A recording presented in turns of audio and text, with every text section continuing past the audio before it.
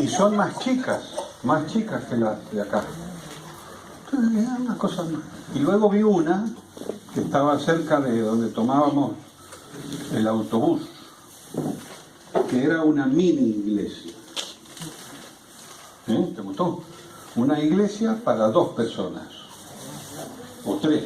O sea, es como si fuera aquí el atrio, un mini atrio, pero es una iglesia. Y está la vereda, y pasa por ahí, entra. Son concepciones, ¿no? Después vas a Japón y ves un templo con un señor muy ataviado, ¿no? Un amigo del Pucci.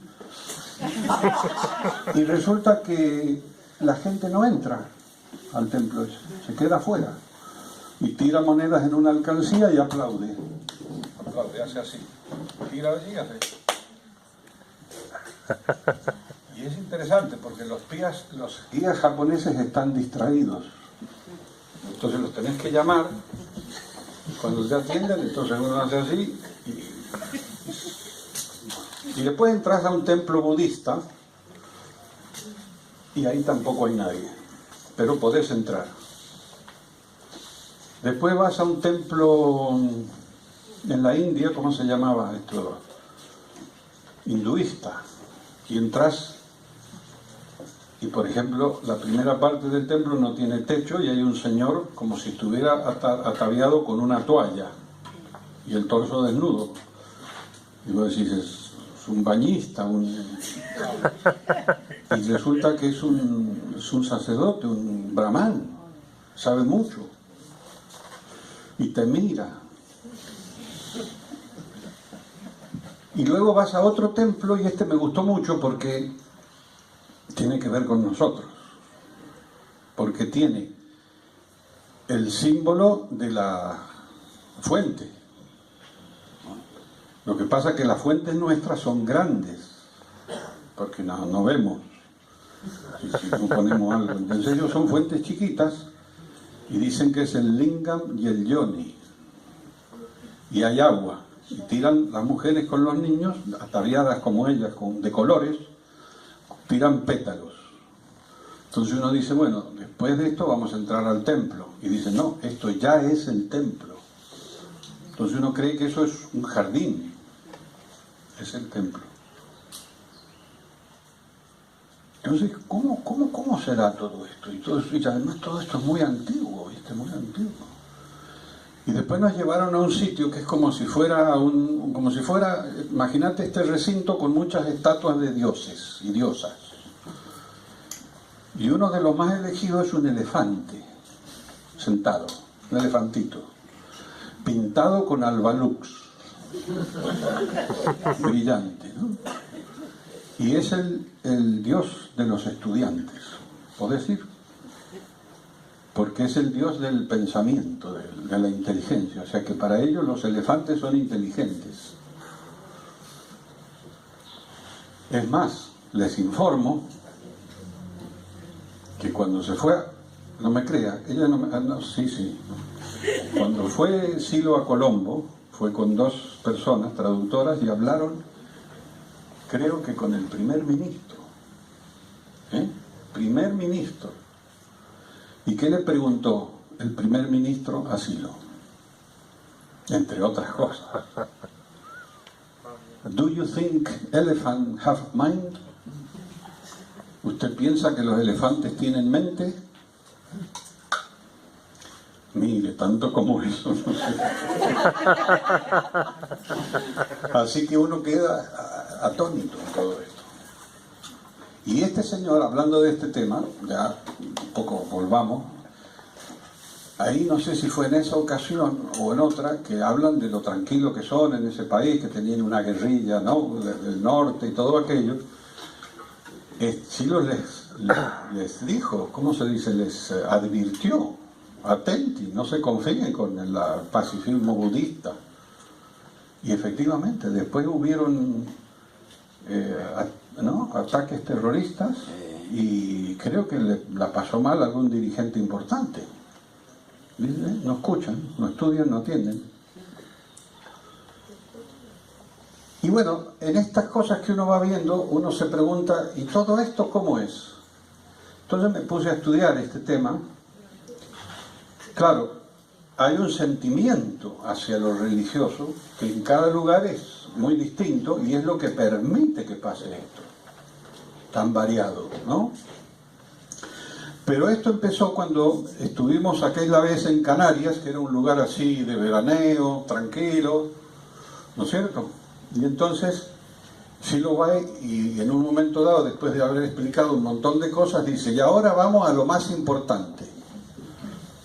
En el día 22, al atardecer, y dice, lo más importante es la trascendencia y el sentimiento religioso. ¿Qué es esto? Les debo decir que yo dije acá, esto no me lo habían dicho al principio. Esto no estaba previsto. Nosotros hacíamos trabajo personal, el punto de vista, cosas normales.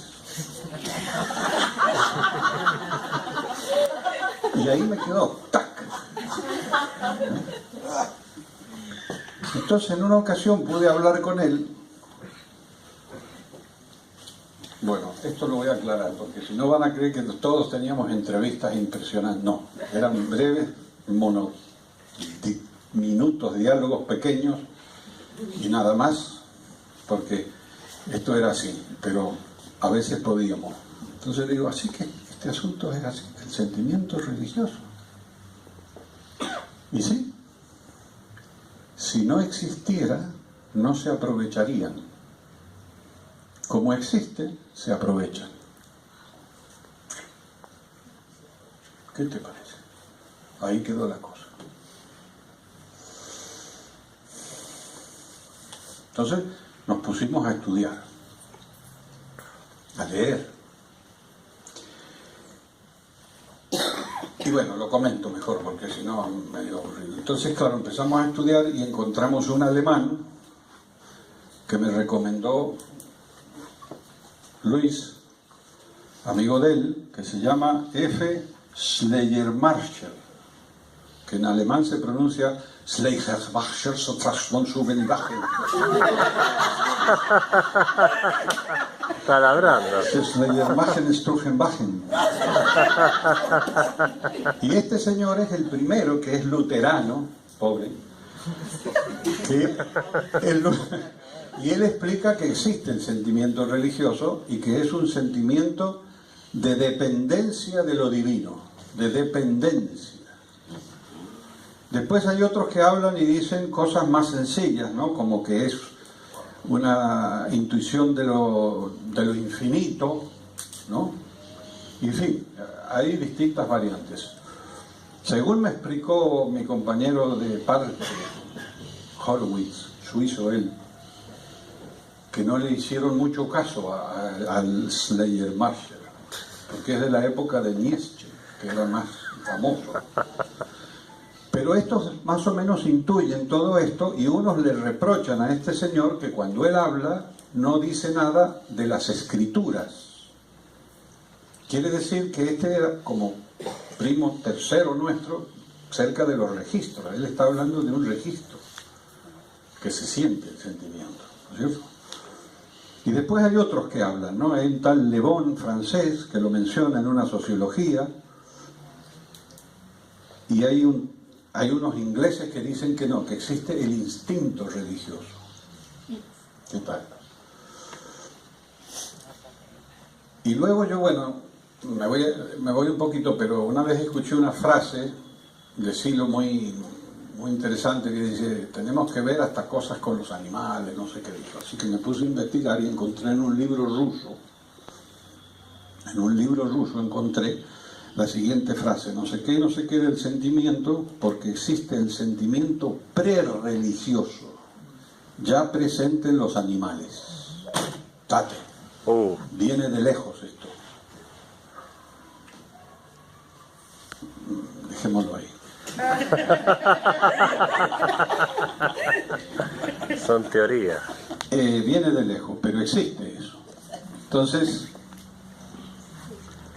pero miren qué bonito lo que dice Schleiermacher. Dice, los sentimientos religiosos deben acompañar como una música sagrada todas las acciones del mundo. Todo se debe hacer con religión, pero no por religión. Y vos lo cambiás un poquito y decís con mensaje, con lo sagrado, que deben acompañar la vida. ¿Ya? Estamos parientes, ¿no? Y Sir William James subraya que bien que el carácter entusiasta de la adhesión, eso es la parte que me gusta a mí. Claro, el tipo religioso es fervoroso, el fervor religioso. Eso lo viví en Marruecos. No vayas nunca a Marruecos. Porque todos los días te quieren convertir. Mi vida en Marruecos transcurrió en una terrible situación. Todos los días me ofrecían una esposa posible, que no hablaba, por supuesto, y que por qué no me convertía al Islam. Y le digo, yo soy de Mendoza. Me llevaron a una mezquita grande, a otra mediana y a un rancho mezquita. Yo le digo al tipo, oiga, esto es un ranchito en mi pueblo, ¿no? ¿Qué me trae? ¿No? Y que nos llevó a una... Bueno, esto va para largo, dejémoslo ahí. El asunto es que estos tipos son unos entusiastas que, en fin, me perdonen, no hay ninguno cerca, se va a enojar, pero es como si fueran todos de Boca. O de Racing, qué sé yo, porque son como fanáticos, como van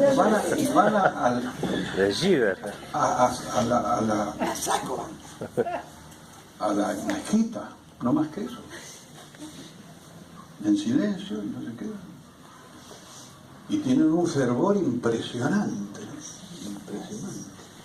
y resulta que al final de la estadía me explicaron que, claro, te quieren convertir porque por conveniencia de ellos. Eso no se hace. Porque ellos no pueden hablar mucho con un infiel. Te están hablando porque te ven cara de turista y más o menos unos días, sí, pero mucho no. Entonces, nosotros somos así, entonces, por lo menos en esos países, ¿no? En otros países serán más flexibles. Pero realmente te impresiona, te llega el efecto emocional de ese sentimiento enorme que tiene.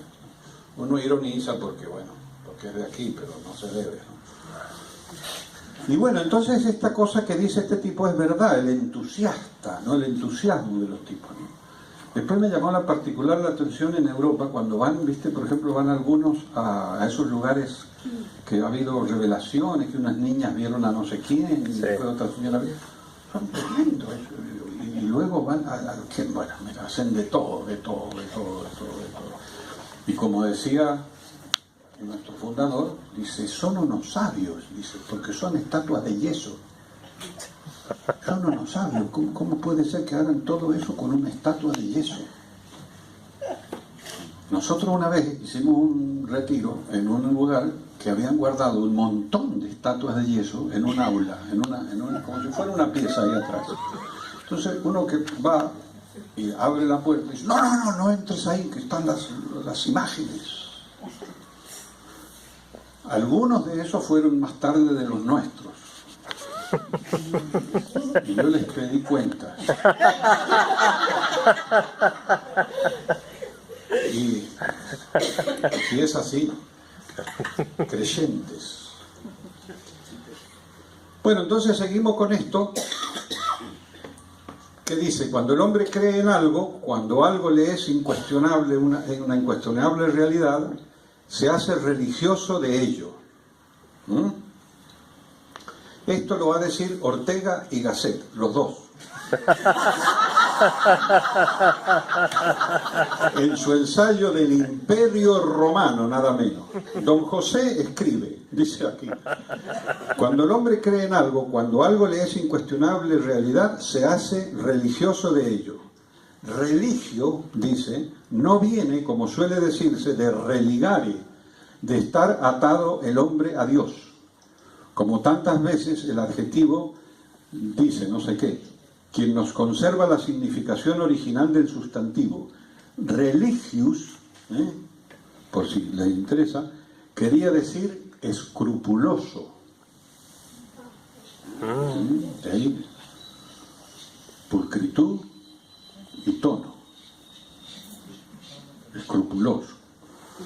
Por tanto, el que no se comporta a la ligera, por lo tanto, el que no se comporta a la ligera, sino cuidadosamente. Lo contrario de religión es, mira qué sencillo, negligencia, descuido, desentenderse, abandonarse. Frente al relego está el rec lego, religente, religio, no sé qué más, se opone a negligente. Eso es lo que dice don José. Escrupuloso y negligente. Se complicó todo de golpe. Ver, dice, ver porque si no me creen, está escrito. Pero la parte que yo quería reservar para ahora es Albert. Lo que dice Albert Einstein. Que cada tanto tenía un ramalazo místico, y entonces él va y da una charla, creo, una conferencia en New York, y habla de que existe el sentimiento cósmico religioso.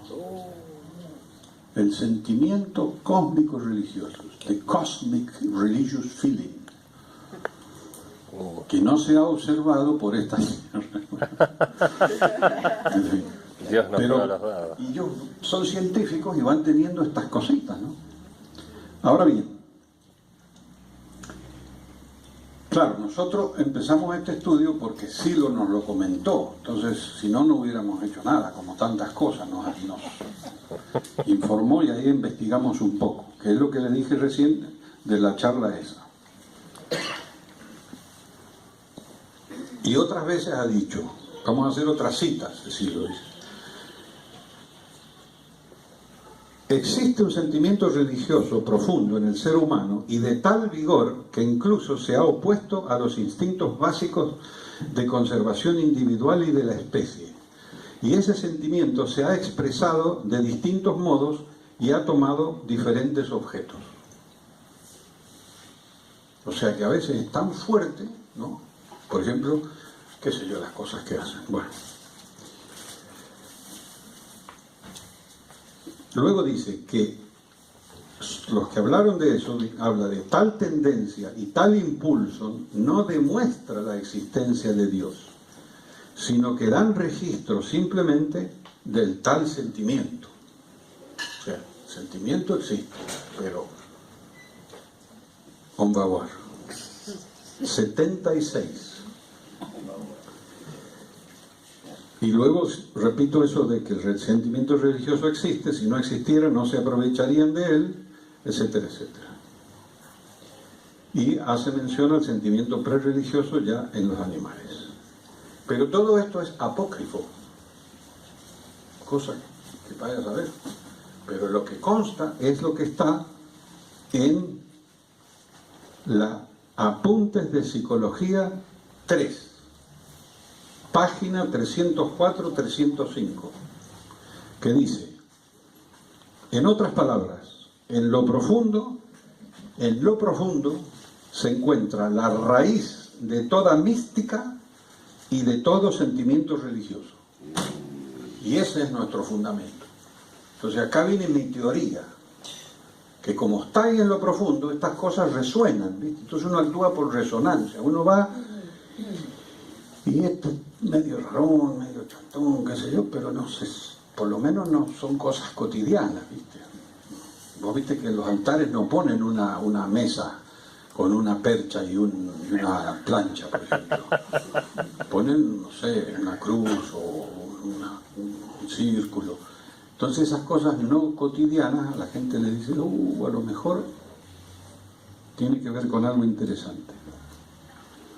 Aquí ya queda explicitado en su obra escrita con suma claridad, ya que en su psicología y el mensaje le da suma importancia a indagar en la profundidad de la mente humana como ámbito de sentido, de saberes, de experiencias unitivas y reveladoras.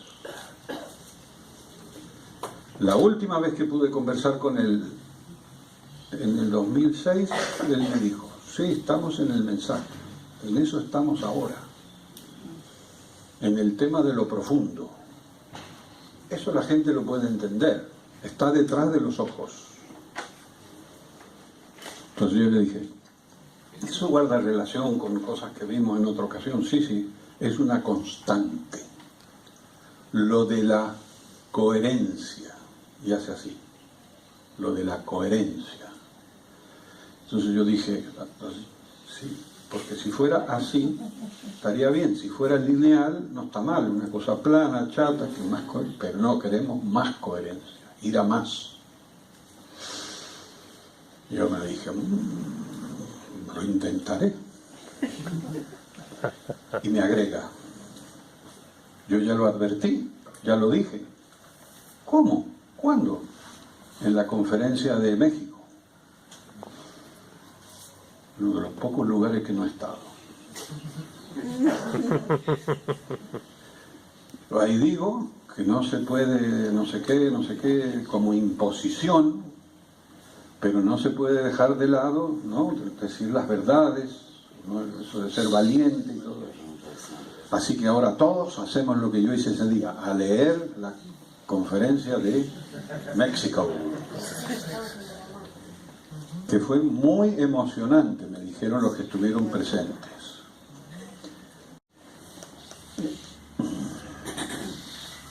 Volviendo al tema de los antecedentes, hay 3 libros que tienen que leer. Uno se llama Historia de las ideas y creencias religiosas, de un rumano. Son 3 tomos. No lo vas hojeando. Mircea Eliade. Y resulta que es como un inventario de todas las ideas y creencias que han existido y existirán, no sé, pero son muchísimas. Luego otro libro que es curioso se llama El Templo, que es Desde las cavernas a las catedrales, se llama, subtítulo, de un tal O. James. ¿Cómo se llama? El Templo. El Templo, el autor. James Bond. Entonces uno lo empieza a leer con entusiasmo y resulta que es otro inventario arquitectónico de templos y templitos que han existido y que existen, pero te da las medidas, todo, dónde queda, a qué hora podés pasar, etcétera, etcétera. Es así. Entonces,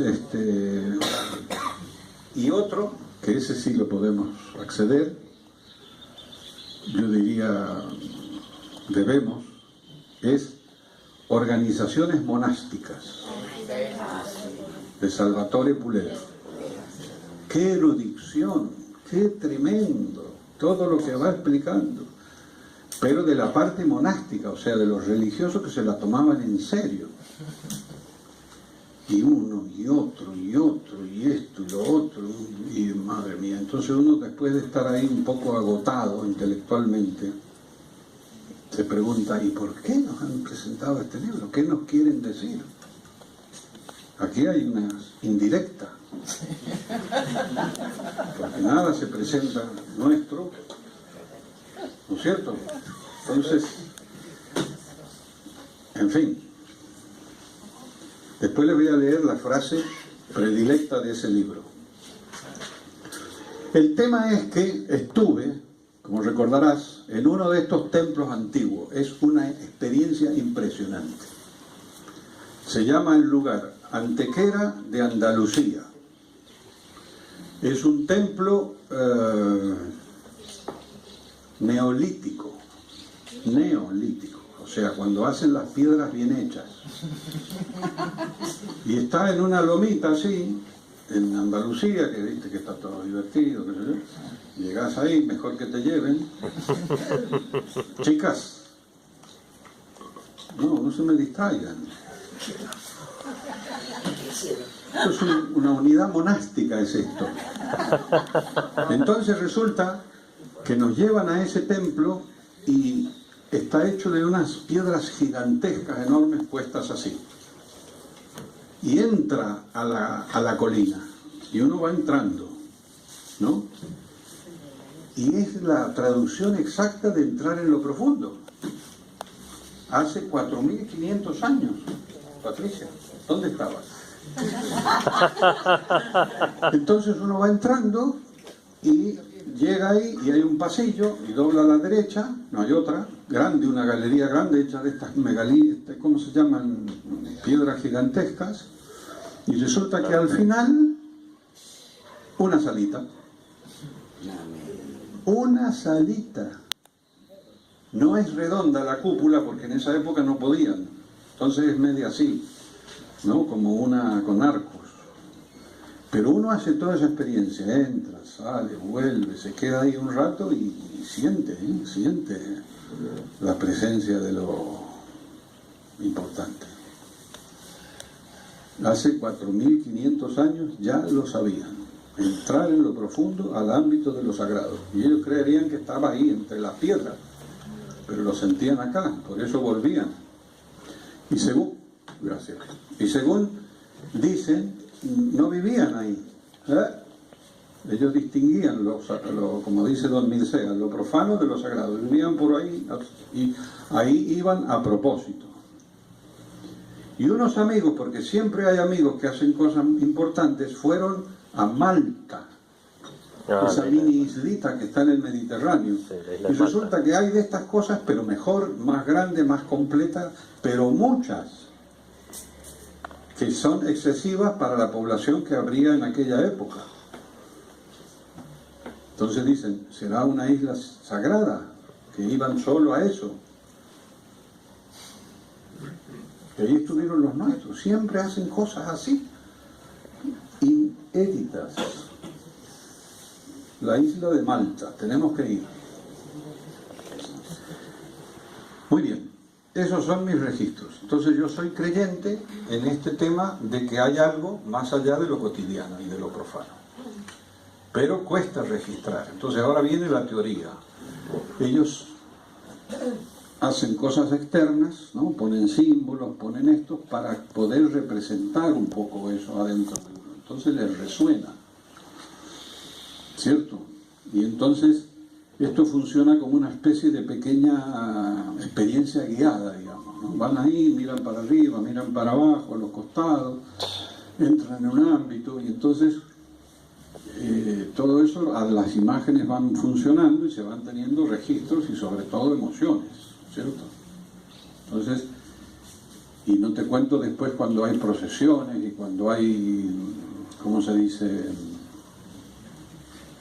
actos, actuaciones, festividades, como los misterios de Eleusis, de los griegos, que era eso, montones, y estaban en otro estado y les pasaban cosas y veían cosas, ¿no? O los egipcios. Hay un documental que es imperdible, que hacían la representación de lo que hacía un faraón. Y no sé si una vez al año, una vez al mes, o cuando sacaban a Osiris de adentro del templo. Y uno ve, lo sacan de lo profundo, está oscuro. Está oscuro, lo profundo debe estar oscuro. Hay que verlo con otro ojo. Entonces lo sacan así, lo van llevando a la luz y la gente lo veía de lejos, desde más allá del Nilo. Y el que lo hacía era el faraón, vestido de blanco.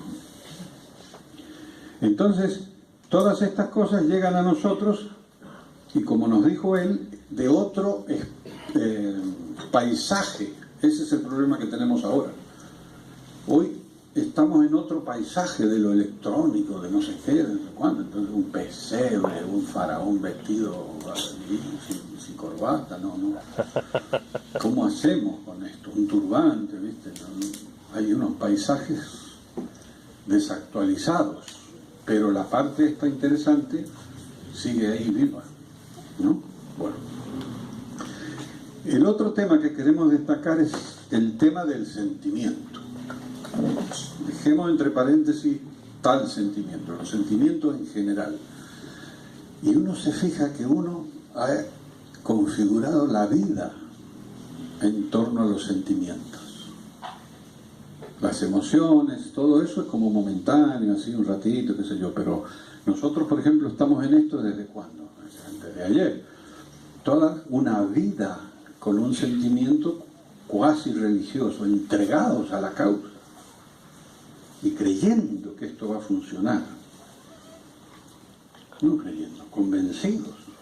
Y no mencionamos todas las cosas que ellos mencionan, religar, estamos recontraligados, con fe, muchísima fe útil.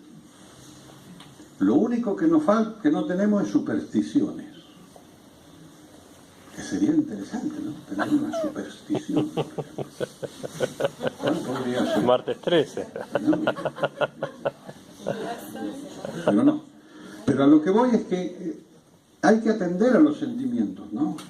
Porque no solo es una música que dicen aquí, ¿no?, que acompaña la vida, sino que uno configura toda una serie de cosas en torno a eso por largo tiempo. Entonces, claro, si son sentimientos por cuestiones menores, queda la cosa un poco, ¿no?, ahí chata, ¿no?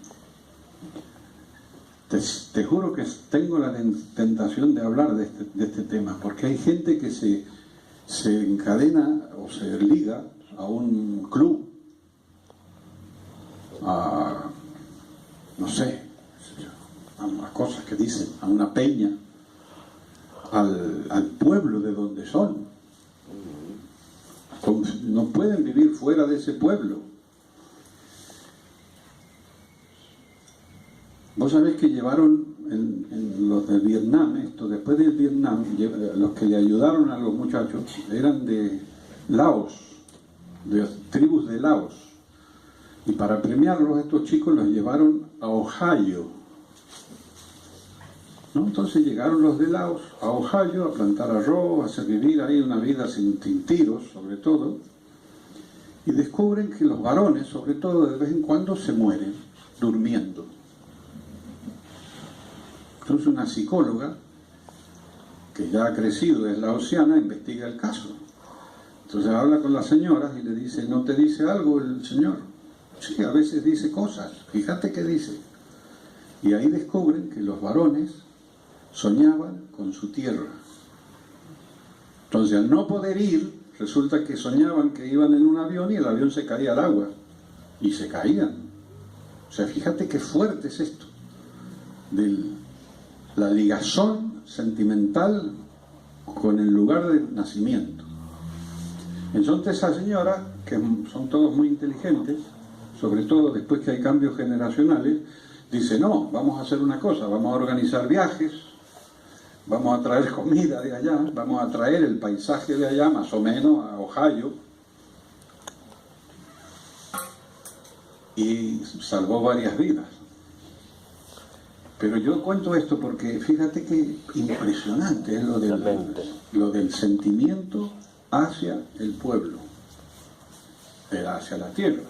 Entonces, no es difícil que en la especie haya en un momento dado sido necesario algo no tan mundano, no tan así chato por algo, ¿no? Entonces se imaginan que vienen de afuera, que están lejos, que son vaporosos y todo lo que sabemos. Entonces, todo eso es lo que sucede. Así que tenemos sentimientos. Al parecer el sentimiento religioso da continuidad a estas vivencias, que lo propio de este sentimiento es dar una adhesión al objeto del caso, a mediano y largo plazo. Las emociones es como un tipo instantáneo. Los climas ni te cuento. Pero uno tiene cosas a largo y mediano plazo, y mejor que funcionen, porque si no viene frustraglia. ¿Y cómo nos recuperamos? Por ejemplo, nos vamos a ir, pero no mucho. En una ocasión hubo una reunión estuvo Miguel en Madrid, dicen con Z, Madrid. Y entonces había una reunión y vino Silo y entonces hablamos y qué sé yo llegué tarde y me dice, has llegado tarde. Es que he estado viendo un programa de televisión. No me digas. Y resulta que fue muy importante porque justo hablaban de este tema. Entonces escuchen. Tiene un problema muy grave el clero luterano de Dinamarca. Yo digo, esto me interesa. Porque resulta que hay un pastor, y sale un tipo bien vestido, elegante, y rodeado de sus feligreses, que él es ahora ateo, y le dice que todo lo que dicen ¿cómo se llama? Los evangelios no existe, y que no sé qué y que no sé cuánto, entonces lo echan de la parroquia. Y los feligreses a hacer huelga, o sea, un piquete, pero de daneses, todos bien vestidos, elegantes, y las cámaras filmando. Que no, que lo queremos a él, aunque no crea, y entonces van y el clero le dice, mire, usted cree lo que quiera, pero no lo diga.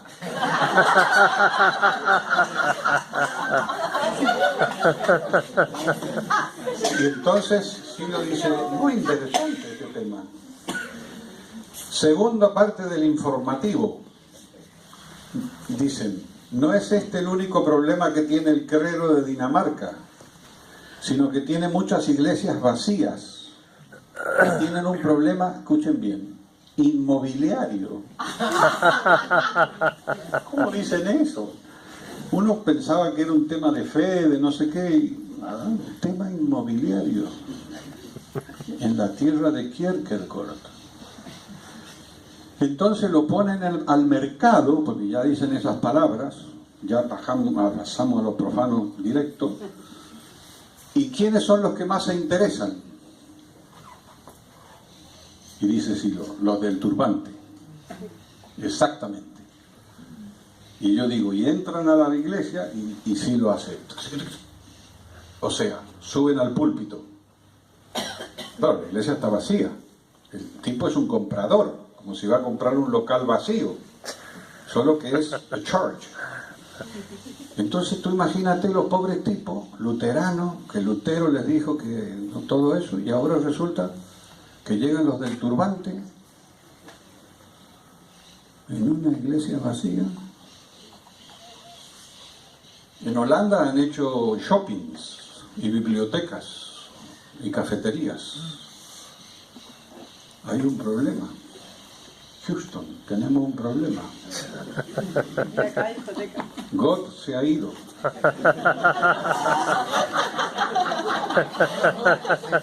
Son cosas interesantes esto de ver estas cosas teóricas en la práctica, ¿no? Ni te cuento con ver un noticioso por estas tierras. Por ejemplo, la historia del Gauchito Gil. Cuando yo vine no sabía nada de este señor. Y voy a Punta de Vaca y me encuentro ahí una cosa con botellas de agua a un lado y con una cosa roja al otro lado. La difunta no te... Y todos saben de eso, es lo que me preocupa, yo no. Es el sentimiento religioso local. Pero yo lo que vi me encantó, porque resulta que la iglesia no los reconoce a esta gente. Y menos los lugares sagrados. Entonces van los tipos a la iglesia un día X, ¿lo han visto? Esto es fantástico. Entonces, los sacerdotes les bendicen los símbolos de este gauchito, ¿no? Lo que llevan, los gauchos. Entonces, con los símbolos, ¿no? Como me ha dado aquí Paquita, de Asturias, me ha dado esto, entonces le bendicen esto, y cuando termina el acto religioso, salen corriendo, se suben al caballo y se van corriendo y vuelven al lugar sagrado de ellos y se bajan y se lo ponen al gauchito y todo. ¿Qué es eso? ¿Qué devoción? ¿Viste? Lo que te dije, el fervor religioso en, ¿dónde es eso? ¿Corrientes o Entre Ríos? Corriente Gauchito Gil. Pero no era esto lo principal. Lo que vi en esa ocasión que me llamó mucho la atención es la contienda que hay en Sudamérica, Iberoamérica, entre los de la cruz conocida y los otros. Y están los carismáticos, los que cantan y bailan en el atrio. Y todos les da cosas, ¿no? ¿Dónde está la iglesia carismática más grande y más impactante del mundo? O si pasan cerca nada más. Argentina. En Seúl, en Corea. Gigantesca. Esos también eran confucianos. ¿Y ahora qué pasó? ¿No les resultó? Cambian de bando. Y se caen las señoras y qué sé yo. Ya el fervor llega a niveles impresionantes, ¿no?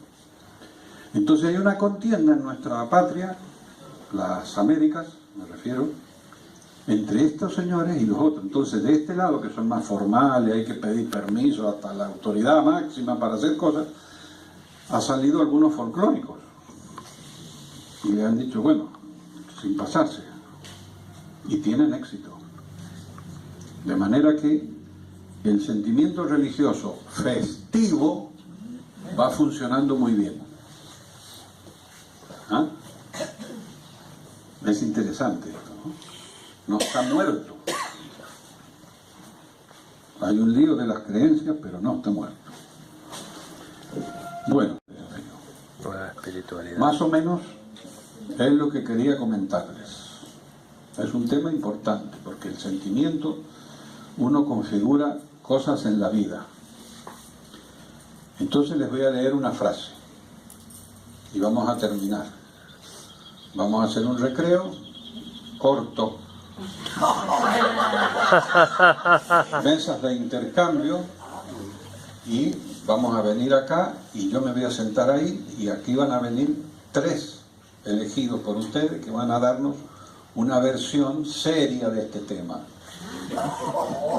si quieren. Entonces voy a leer. Atención. El ser humano que oscuramente siente en sí mismo este elemento divino experimenta un anhelo nostálgico de regresar al mundo desde el cual ha precipitado, el mundo de la luz y de la plenitud. Aquí en la tierra es como un exilado o un extranjero lejano de su patria. El regreso al mundo superior es la única aspiración posible para el gnóstico, y el camino de la salvación es el reconocimiento pleno de pertenecer a una especie divina. Gnosis, en griego, conocimiento, es precisamente reconocer la divinidad dentro de uno mismo.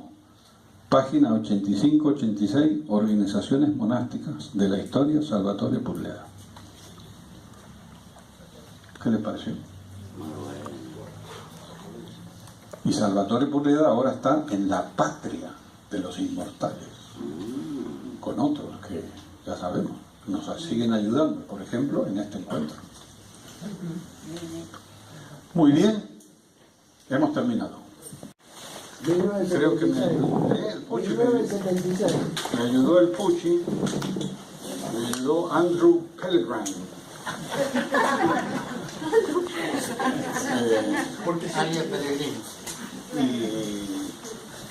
Y siempre colabora el Pucci a distancia. Pero sucedió algo inédito. Alguien más lo leyó, no sé cómo, con esto de los parques, y me escribe un día uno que hoy es diputado. ¿Qué pasa? Tengo amigos diputados.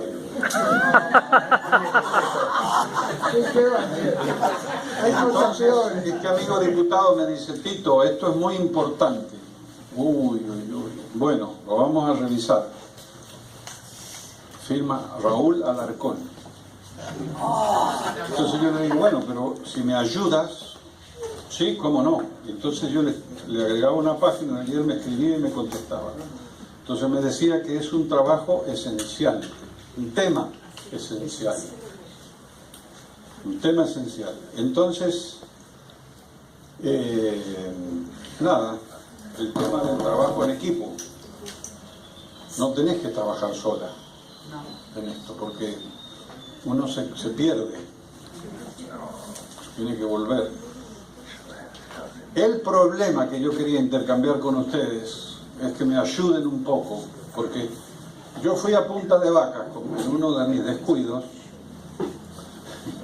y lo presenté, y cuando termina me empiezan a hacer preguntas importantes.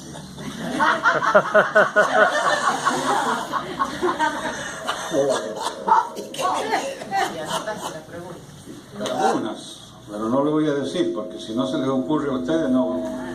Y esto tiene que ver con esto, y esto tiene que ver con no sé qué, y entonces, uy, tenemos que volver a revisarlo otra vez.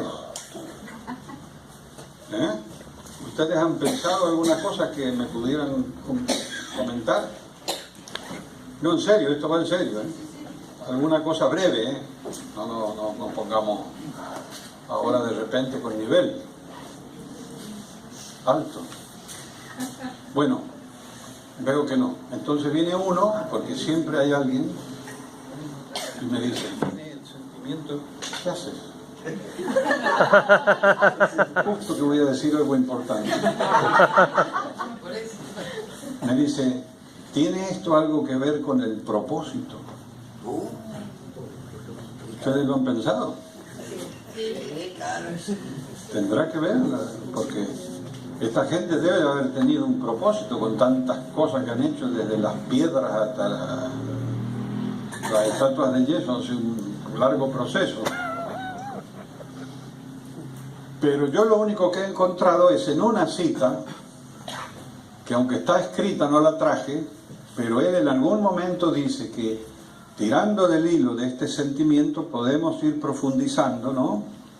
Que nos va ligando, dice, con algunas cosas de estas que nosotros en este momento, porque se habló hace tiempo, es lo que llamamos lo sagrado, etcétera, etcétera, ¿no? Yo pienso que tiene que ver esto con ese tema que él nos ha dicho tanto de la afectividad, que no se pueden hacer trabajos internos serios sin esa carga afectiva, ¿no? Con ese gusto. A mí me gusta en inglés. Gusto. ¿Cómo pronuncian lo mismo mal? Trabajo interno con mucho gusto.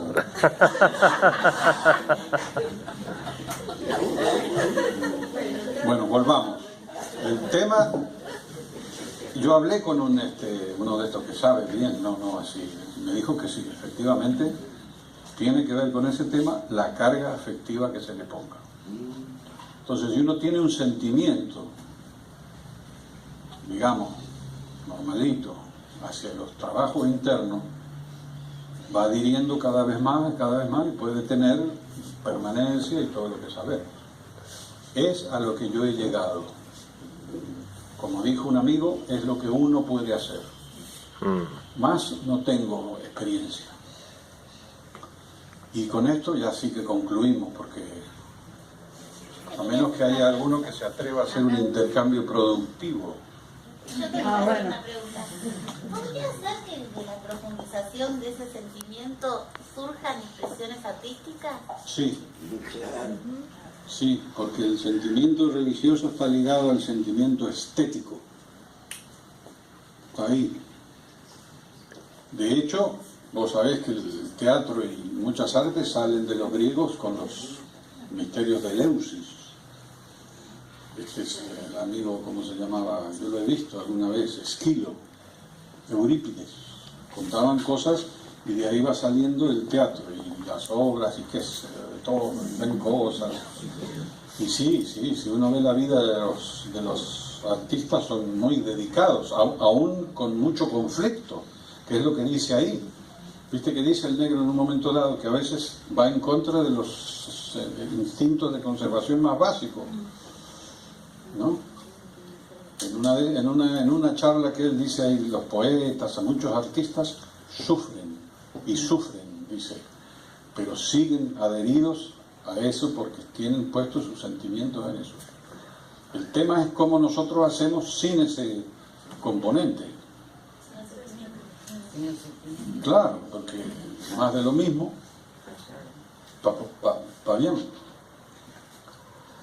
Viste que dijimos, no violencia, superar el sufrimiento.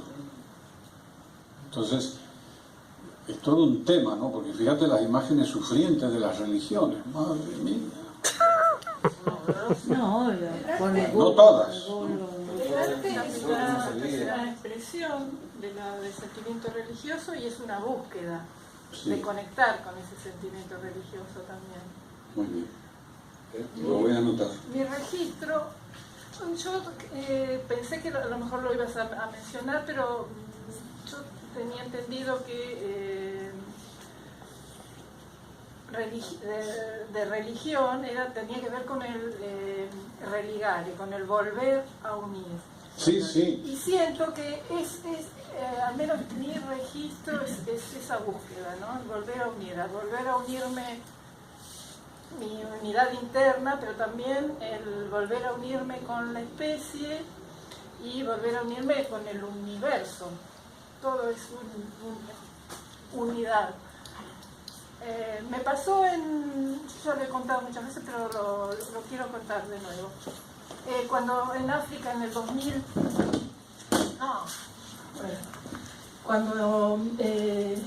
estando en Senegal en el 2000, la gente, el primer día, ¿no?, que me encontré con ellos, cada uno comenta de qué religión es, porque es muy común en los africanos siempre definirse a través de ese sentimiento.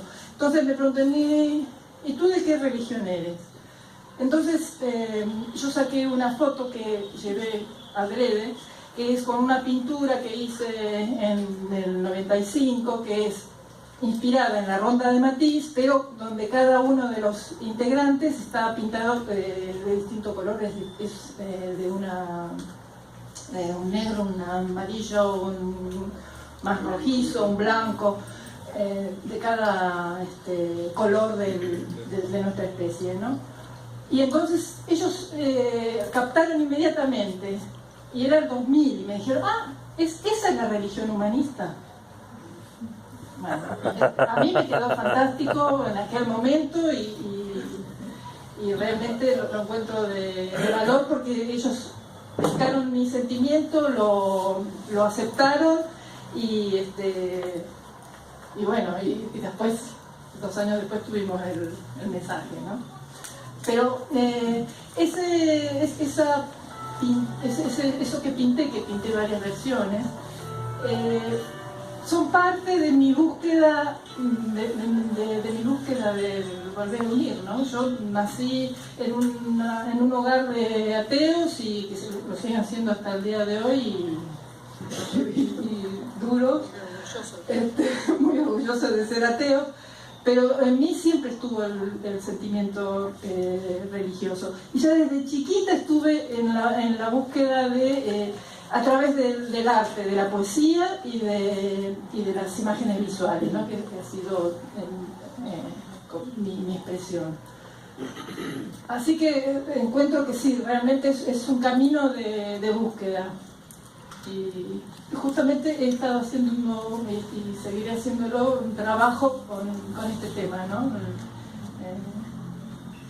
Cómo el arte o la expresión artística, por darle un nombre, va acercándonos a la profundidad.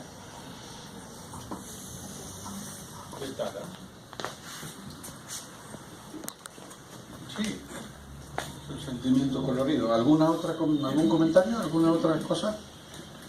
En nuestro grupo de intercambio nos preguntamos lo mismo, si la carga afectiva necesaria en el propósito era igual a sentimiento religioso.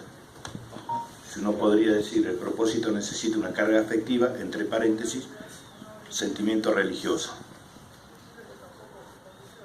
O sea que llegamos un poco a lo que comentabas, a la pregunta que te hicieron. Lo corroboraron. Sí.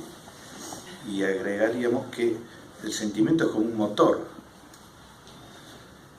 Y por eso suena mucho la palabra entusiasta, ¿no? Es una cosa entusiasta que tira para adelante, es un motor el sentimiento, todo sentimiento, pero el sentimiento religioso también, nada más que dándole dirección y fuerza al propósito. Pero lo relacionábamos así. Muy bien. ¿Alguien más quiere? Sí.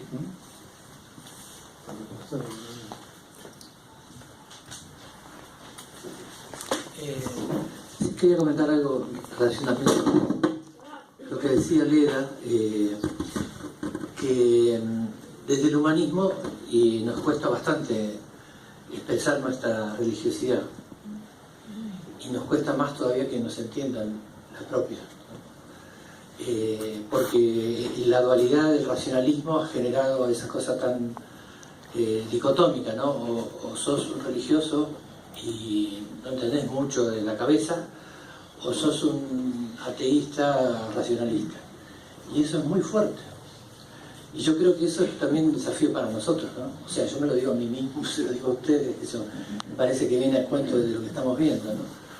Que es como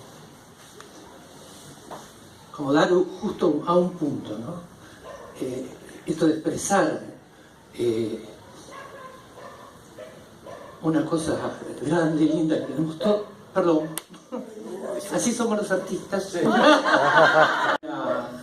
del pensamiento que hemos tenido del maestro que explica todo esto, que nos explica todo esto, además de hacernos sentir, ¿no? Así que creo que es un desafío en el que estamos todos, me parece, o sea, yo me incluyo bastante poco en lo que hago, pero creo que eso sería, yo siempre imaginé en una campaña religiosidad para ateos, por ejemplo, ¿no? Un afiche, ¿no? Cosas por el estilo, ¿no? Llegar a esa gente, ¿no? Y bueno, creo que sería bueno, ¿no? Buscar ese punto, ¿no? Quizás de algún modo, no sé cómo, quizás a través del arte es un modo, no creo que sea el único, tampoco, del mismo modo que para mí el arte es una búsqueda, tampoco creo esa otra cosa de ensalzar tanto el arte, donde parece que el arte te lleva directo a las divinidades, que tampoco creo, pero sí son distintas búsquedas, ¿no? Te lo digo a vos porque veo que vos no lo expresás de ese modo, pero viste que hay toda una veleidad con lo artístico que parece que sos un dios, y nada, es una búsqueda más, ¿no? Pero me parece que sería interesante poder aunar esas dos cosas, que es esa profundidad en la experiencia, y por otro lado, esa maravilla intelectual que nos aclaró el negro con toda la explicación que nos dio de cómo funciona el psiquismo y todo eso. Nada más.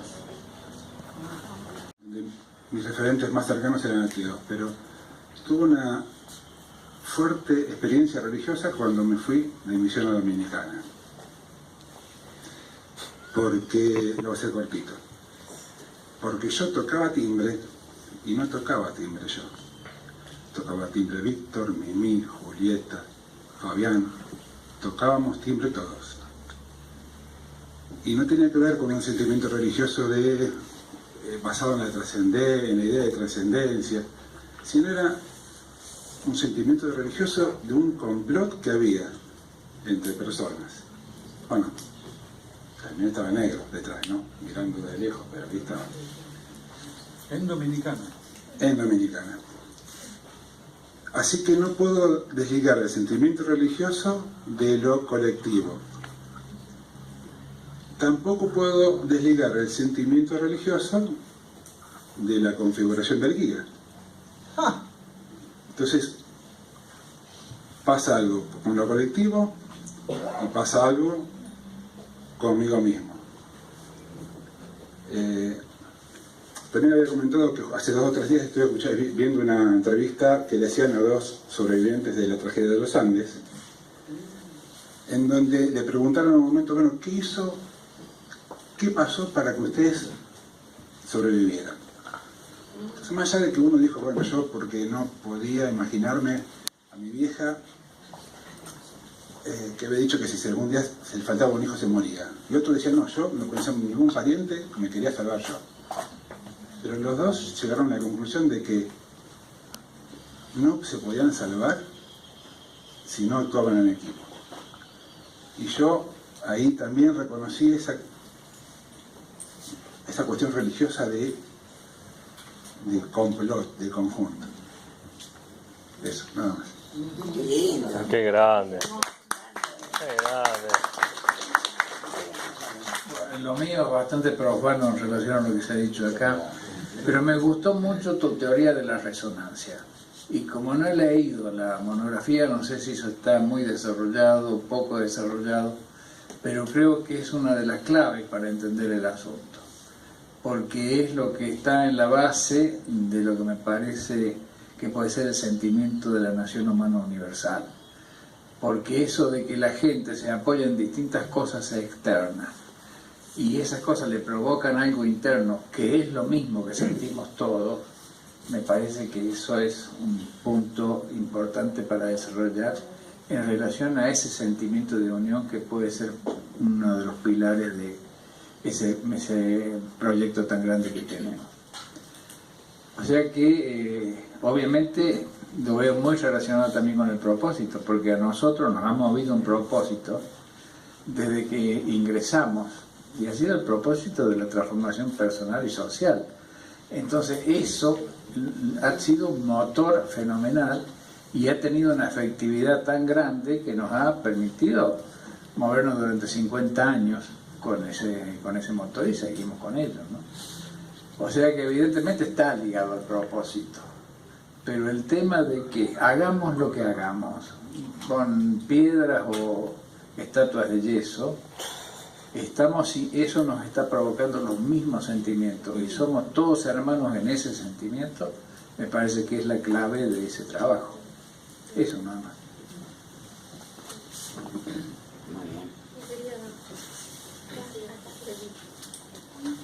Sí.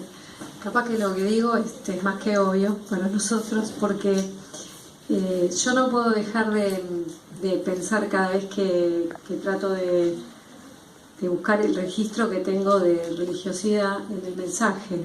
O sea, para mí,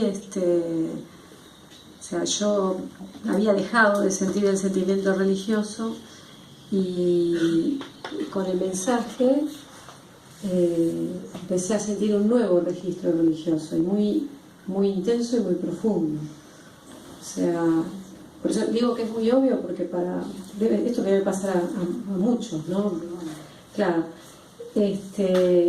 Realmente tengo la sensación de que es el camino que el negro nos dejó para, con nuestro equipo propio, poder entrar en esa profundidad. ¿Sí? O sea, eso. Entonces, mi experiencia es esa, que la práctica del mensaje me llevó a sentir esa profundidad.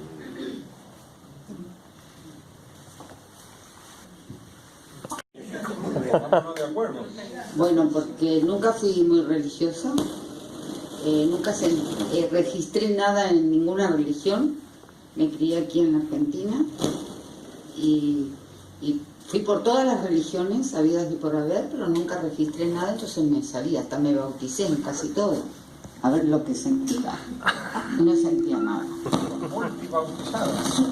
En todas. Entonces, la nueva. Claro, la nueva religión. Acá no la bautizamos. Ahora te podemos hacer la ceremonia de protección. La que me falta. Entonces, a través de una gran experiencia de vida y muerte, tuve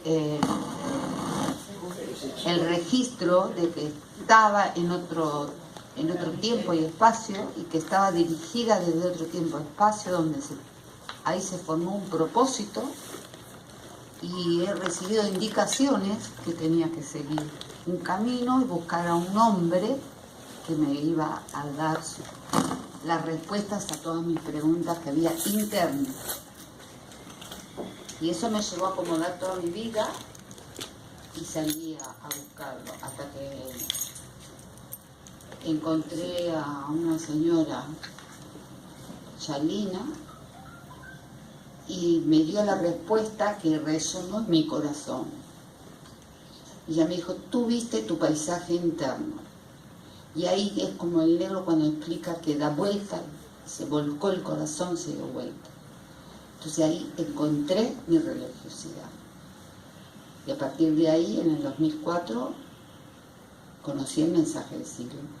Y desde ahí empezó mi religiosidad. Y estoy buscando la mística interna que hay en mí.